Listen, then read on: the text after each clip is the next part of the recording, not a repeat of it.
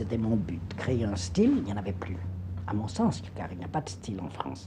Il y a un style quand les gens de la rue sont habillés comme vous. Je crois être parvenu à ça. Le style, C'est quoi?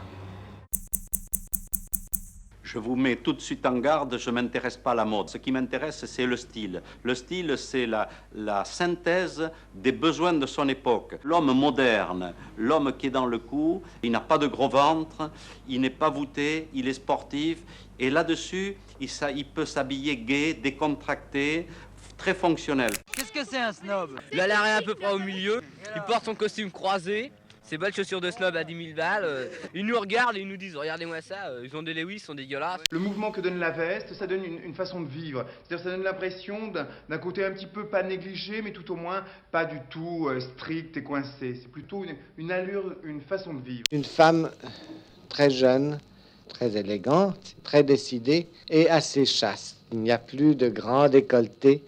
Le style pin-up en délire ou starlet en mal de publicité est périmé maintenant.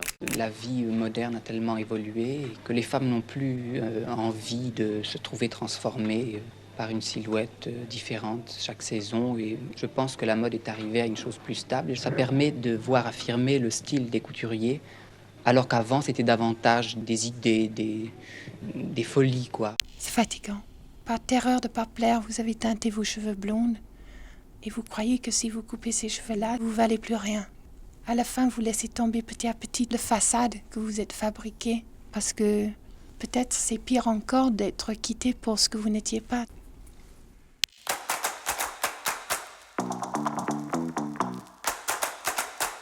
Quelquefois, les motards se servent d'une combinaison comme moyen de séduction aussi, vis-à-vis des demoiselles.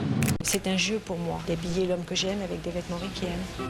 Les hommes Richiel sont des hommes qui aiment les enfants et qui partent en voyage avec des sacs sur les épaules, les enfants au bout des bras et la femme qui marche devant finalement pour ouvrir la marche. Je vais faire bondir tous les créateurs qui regardent dans votre émission, mais même parfois un petit peu de vulgarité ne me dérange pas. J'avais vraiment envie de montrer des vêtements extrêmement confortables et chaleureux et mouvants. Et je rentre dans une espèce de recherche du sentiment. Et bon, on est arrivé au chat, on est arrivé un peu à Léonore Fini, au félin. Ah, le style Lio, c'est un peu un mélange de tout. C'est comme un grand melting pot et puis on prend dedans et on fait comme ça nous chante. C'est juste laisser aller son imagination et puis essayer de jouer et puis de mettre un peu de couleur dans la grisaille. J'aime surtout que les gens osent, tu vois, qu'ils ne soient pas freinés ni par le bon goût ni par les conventions, qu'ils emploient leur corps un peu comme quelque chose à colorer, à habiller.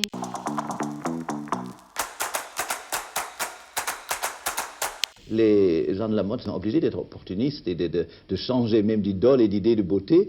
Sinon, on perd un peu le contact de l'actualité. Or, la mode, c'est une chose d'actualité parce qu'un style, c'est très bien, mais il faut qu'encore le style soit dans l'esprit de l'époque et pas une chose figée, parce que sinon, c'est pas très vivant.